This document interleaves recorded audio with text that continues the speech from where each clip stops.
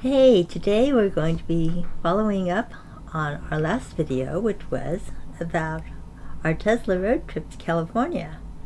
Now we're going to turn around and head back to Seattle, and this will be the really fun part because we'll see new Tesla chargers, woohoo, and also some really cool coastal scenery and also some amazing bed and breakfasts. So, our 980-mile Tesla road trip began in the Bay Area, and our first stop was for breakfast at Stinson Beach. I forgot how windy the road is just to get to Stinson Beach. Was it worth the drive from Tiburon out to Stinson Beach to get a latte and breakfast?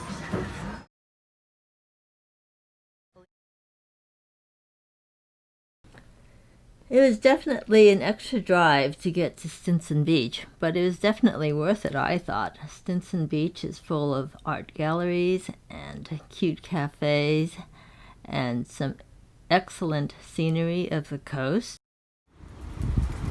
Here we are at the Claudia Chaplin Gallery and Sculpture Garden in Stinson Beach, California.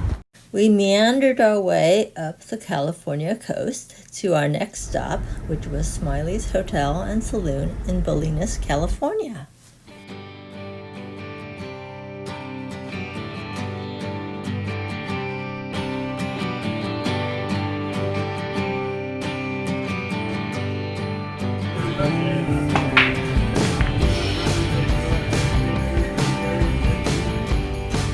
We saw some really interesting art in Bolinas. These sculptures kind of remind me of Stone Age Venus statues.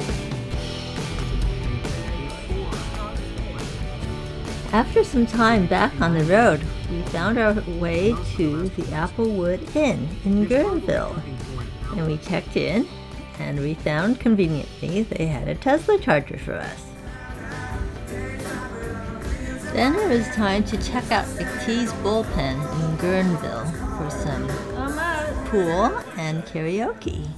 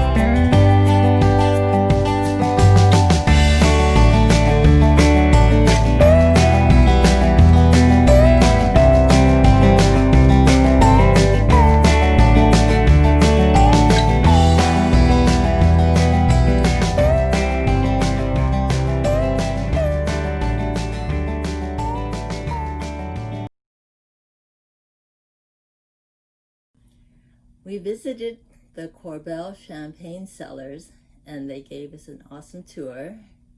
And we also learned a few things. We learned how corks are made, and we learned that all those bottles of champagne that we were storing were actually intended to be used and enjoyed soon after purchase.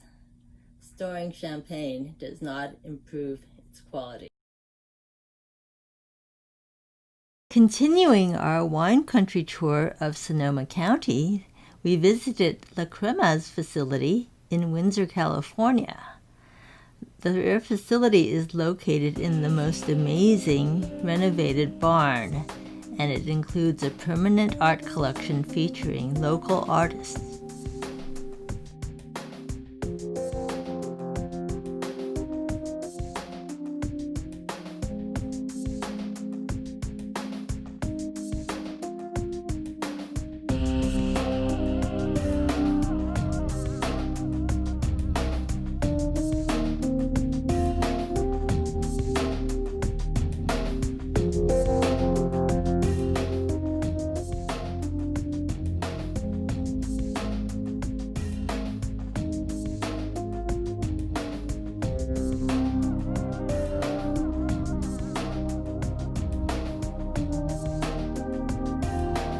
We really could not leave the Sonoma Wine Country without stopping at the J Bubble Room for a few light refreshments.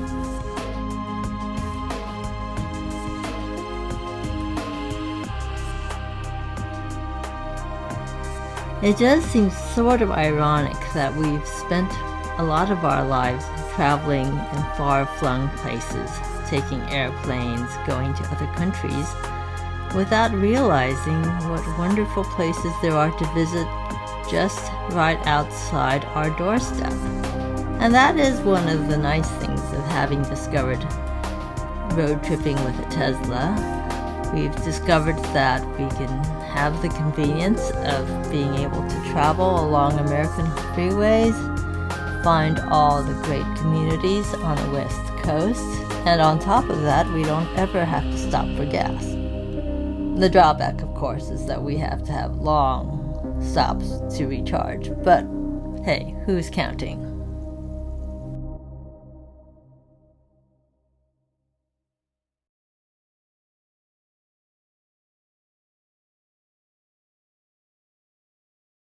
After a cozy breakfast at the Applewood Inn, we got into our car and headed back on the freeway towards Ukiah, which would be our next charging stop. And reduction. In acids and bases, protons. Coffee and breakfast, shopping.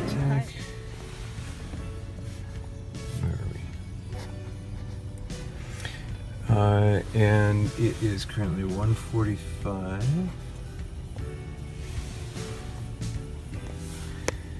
And the temperature is currently 60 degrees.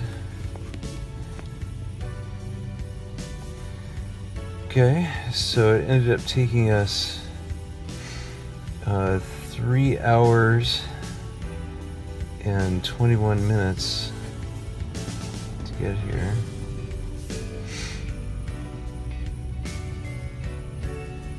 Which is longer than I thought it was going to take. Well, that's because we went through the Avenue of the Giants.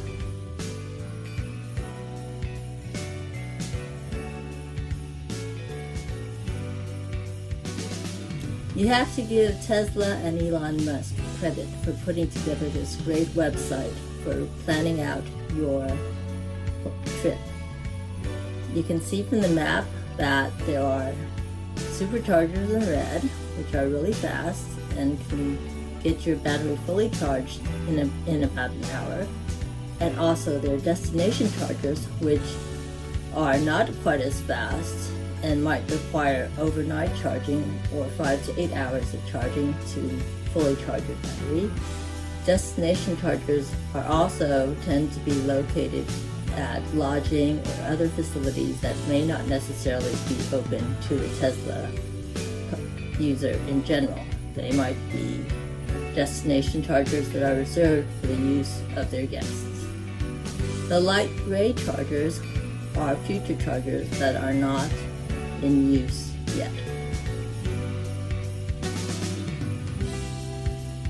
So we thought we would head out to the supercharger stop in Eureka and then head on over to the new supercharger in Crescent City before heading on to Port Orford.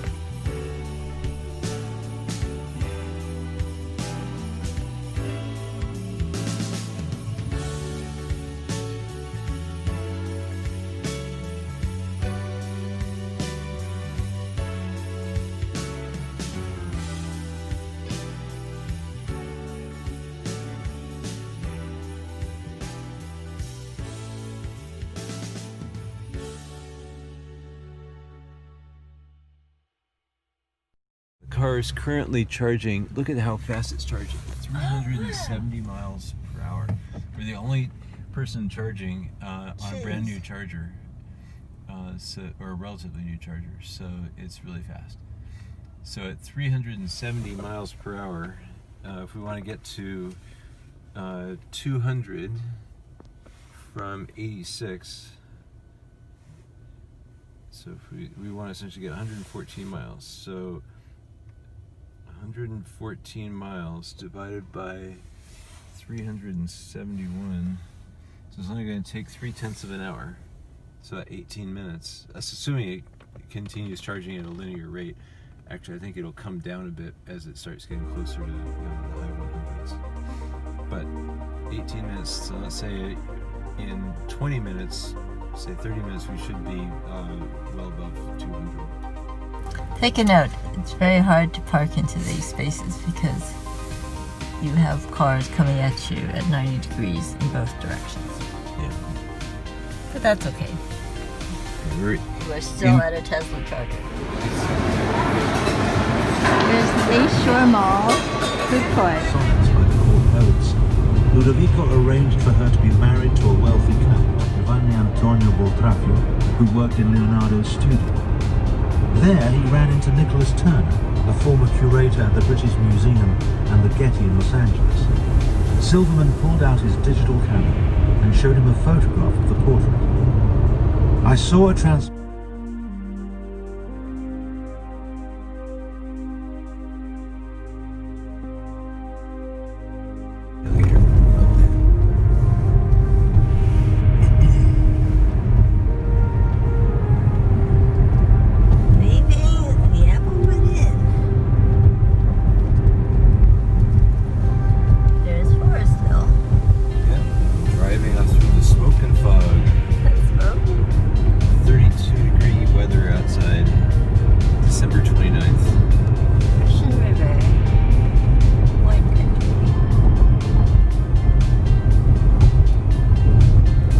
digital photographs that could capture 1,600 pixels per square minute.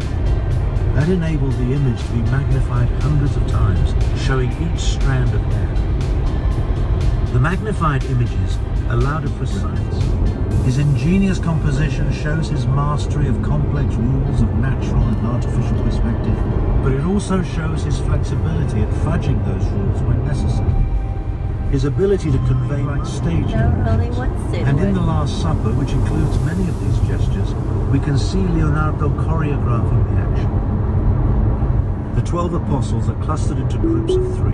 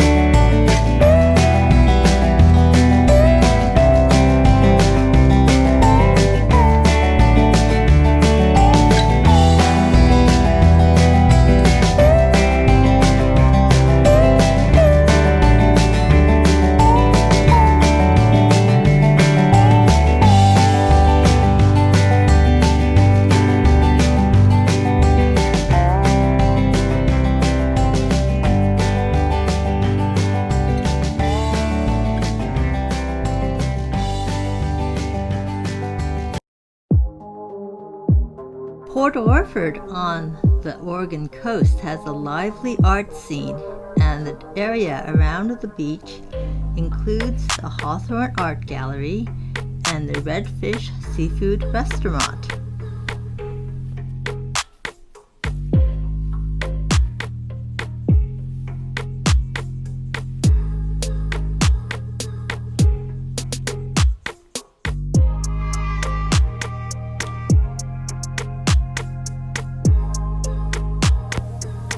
We were thrilled to visit the Hawthorne Gallery in Port Orford, where we enjoyed the art and also the conversation. The Hawthorne Gallery is operated by a family of artists who also operate a gallery in Big Sur, California. We really enjoyed our stay at the WildSpring Guest Habitat, which is just up the hill from downtown Port Orford. The WildSpring Guest Habitat offers their guests individual cabins that are furnished in a very interesting style, and also complimentary breakfast in their gorgeous kitchen with a view of the ocean, as well as a porch that has a hot tub. Port Orford is famous for the Redfish Rocks Marine Preserve and also Battle Rock Beach. Battle Rock Beach has a history dating back to the first Oregon settlers and also the Native American tribes.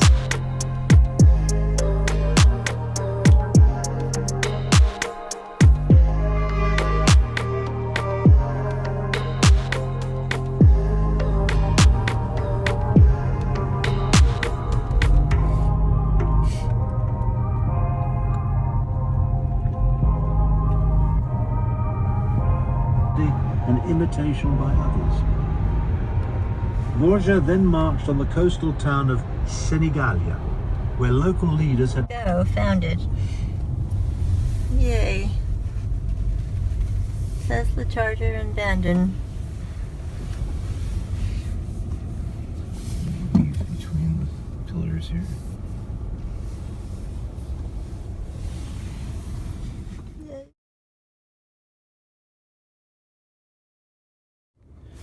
I predicted we would lose 35 miles in the process of getting here, and it took us 37, so it was pretty close.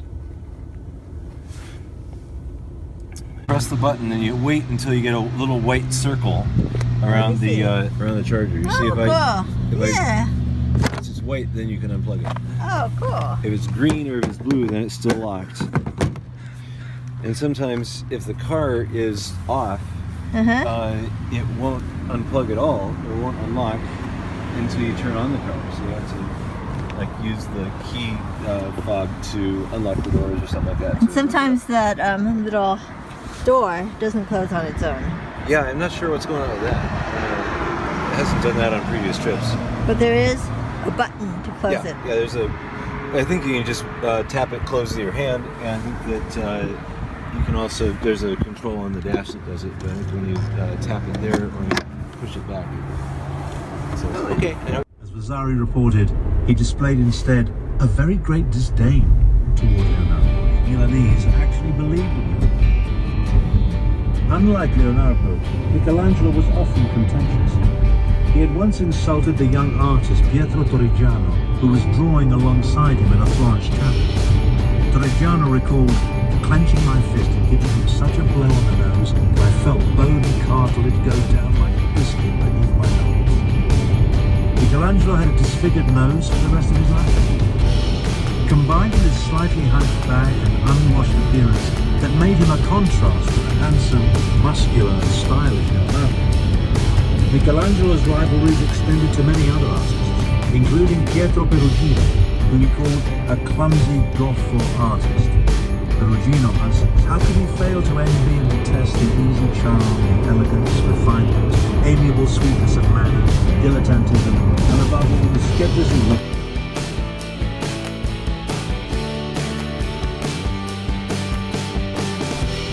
three major painting commissions, but he also drew up stringent contracts designed to force him to deliver. When Leonardo failed to do so, it likely caused strain between them. After not marrying Leonardo's mother, Piero had 4 wives. The last 2 were much younger than Leonardo, and with them Piero had 9 sons and 2 daughters returned to Milan by forfeiting legal payments for the Virgin Cross. Money had never dictated his actions. Plus, he would have earned just as much if he stayed in Florence and came to Basilone.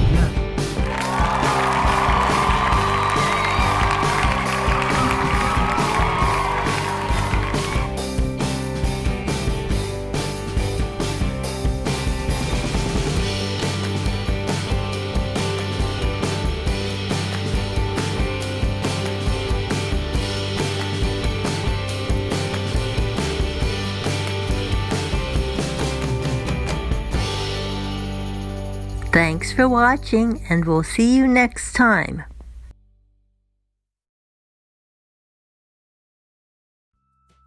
Be sure to visit artsywiz.com for the latest on my artistic forays, or to inquire about commissions or available work.